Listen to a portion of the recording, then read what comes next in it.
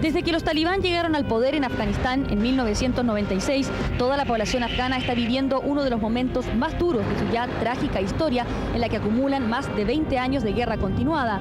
Los afganos viven no solo enfrentando el terror a morir cualquier día por violar una de las miles leyes talibán, sino simplemente porque después de tantos años de guerra y sequía, viven en un país destruido, donde no hay alimentos o trabajo y la mayoría de la familia sobrevive con una comida al día.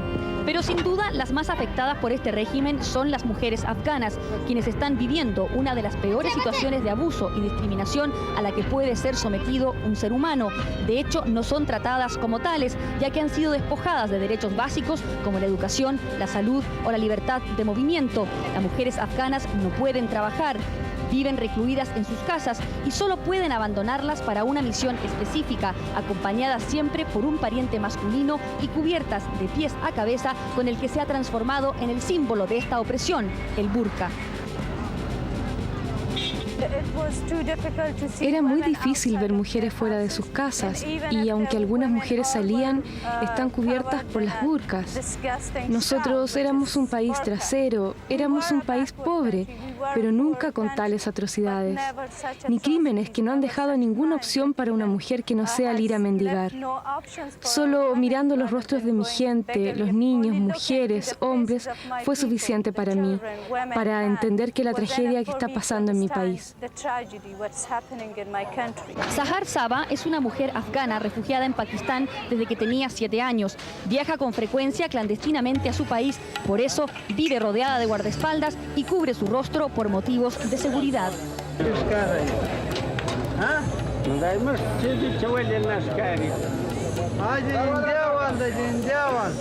Hasta esta simple y cotidiana acción de ir al mercado puede costarle la vida a una mujer afgana, sobre todo al realizarla con una extranjera como yo, ya que no pueden ni siquiera hablar con una persona que no sea de su familia, y menos con una de otro país. Este trozo de tela tan grande como una sábana es el famoso burka, símbolo de la opresión del régimen talibán en contra de la mujer.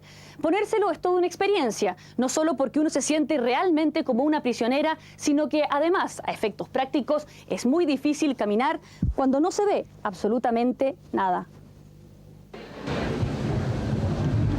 Esto es lo que ve más o menos una mujer afgana cada vez que sale de su casa, prácticamente nada, con el agravante de que si tropieza y se le ve cualquier trozo de piel no permitido, como los tobillos o una mano, se expone a recibir 29 latigazos, pero el uso del burka no tiene nada que ver con el Islam, como se cree en Occidente. En Pakistán viven más de 3 millones de refugiados afganos. La mayoría de ellos viven en estos campamentos donde los niños juegan entre los arroyos de aguas hervidas. En este campamento, ubicado en la ciudad de Peshawar, a unas 3 horas de la capital de Pakistán y a unos 50 kilómetros de la frontera con Afganistán, la mayoría son de la etnia pashtun. Y aunque viven hace más de 20 años en Pakistán, siguen prohibiendo a las mujeres salir sin el burka, simplemente porque así lo han hecho por generaciones. Es nuestra cultura. Your wife is happy? Sí, ella es feliz. No, ella no quiere. Ella no desea salir de la pieza. And she never even go to the market to buy things? No todas las cosas las compro yo. And you don't allow her to go out even with the burka? Ella solo usa el burka cuando va al doctor. Pero no hay que estigmatizar a todos los hombres afganos, ya que ellos son tan víctimas de los talibán como las propias mujeres. Los talibán son una fuerza de unos 40.000 hombres armados, que son los que realmente tienen un puño a toda la sociedad. Entonces, el resto de los hombres no apoyan en absoluto esta actitud y, al contrario, muchas mujeres afganas me han contado que encuentran en maridos, hermanos y familiares masculinos un gran apoyo para realizar sus actividades clandestinas, por ejemplo, dar clases a niños en su casa. Legados culturales retrógrados como este, unidos a la religión y el fanatismo de los talibán, han creado una fórmula perversa fuerza en que las mujeres se arriesgan a morir lapidadas, es decir, a piedrazos, si cometen adulterio. Y en el Afganistán del mulá Omar, simplemente hablar con un hombre que no sea de la familia puede ser considerado adulterio. Tener un televisor o escuchar música también acarrea penas de cárcel o muerte. Robar amerita el corte de la mano, pero incluso están prohibidos algunos de los pasatiempos favoritos de los afganos, como encumbrar volantines o criar aves, colgar retratos o imágenes en las paredes, no dejarse la barba lo suficientemente larga, lavar ropa en los arroyos o cortarse el pelo al estilo de lo que ellos llaman británico o norteamericano. En una palabra, los talibán han condenado al pueblo afgano a una vida triste, llena de restricciones, una vida que no es vida en su real significado. Una de las últimas leyes del mulá Omar es la prohibición de que las mujeres hagan ruido con el taco de los zapatos.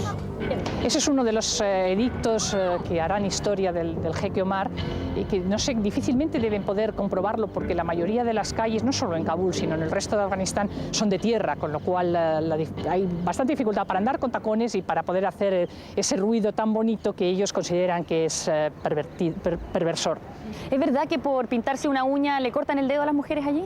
Sí, siempre que sea la policía religiosa la que lo descubre. Los talibán dicen que sus leyes no hacen sino aplicar lo que está escrito en el Corán. Sin embargo, poco tienen que ver las restricciones que han impuesto sobre la sociedad afgana y sus mujeres con el Islam. Y eso lo pudimos comprobar aquí, en Pakistán, una república que se define como islámica y donde todavía se observan tradiciones como tener que usar este tipo de atuendos si las occidentales no queremos pasar un mal rato, especialmente fuera de la capital, Islamabad, donde se conservan todavía las tradiciones islámicas más intolerantes. El analfabetismo era un gran problema en Afganistán antes de que llegaran los talibán y afectaba al 90% de las niñas y al 60% de los niños. La política discriminatoria del régimen no ha hecho sino empeorar las cosas. 3 meses después de la captura de Kabul, los talibán cerraron 63 escuelas de la ciudad, la universidad y prohibieron trabajar a todas las mujeres, que eran la mayoría de los profesores. En diciembre de 1998, la UNICEF informó que 9 de cada 10 niñas y 2 de cada 3 niños no iban a la escuela. Más problemas para las niñas. Ellas no tienen el derecho de ir a la escuela y, en primer lugar, no hay escuelas. Aun cuando hay lugares llamados así, pero son solo madrazas, con el objetivo de promover las políticas del talibán. Y esa es la mayor preocupación de muchas de las madres. Ellas creen que estos fundamentalistas no solo han destruido el pasado, no solo han destruido el presente, sino que también han destruido el futuro de Afganistán.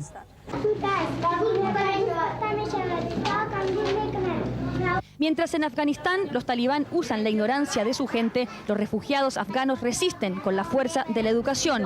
Estos niños afganos refugiados en Pakistán nos muestran orgullosos cómo saben leer. Y no es para menos, todo un mérito siendo hijos de los refugiados más pobres. En esta humilde escuela gratuita aprenden los conocimientos básicos con los que en el futuro podrán tener una esperanza de una vida mejor. Es otro de los proyectos financiados por Rawa. Su directora, una afgana refugiada hace 5 años en Pakistán, nos muestra orgullosa los dibujos que hacen los niños sobre los crímenes del régimen talibán.